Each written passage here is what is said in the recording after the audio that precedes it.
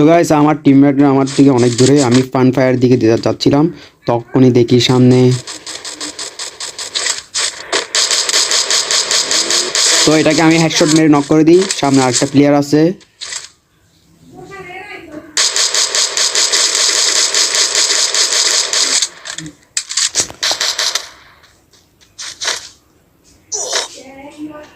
তো একেও আমি ফাইনালি ডাউন করে ফেললাম। তো ভাই গাইস টিমে এই দুজনকে মারার পর আমি ফান ফায়ারের দিকে যাচ্ছিলাম, তখনই দেখি আমার সামনে একটা এনিমি।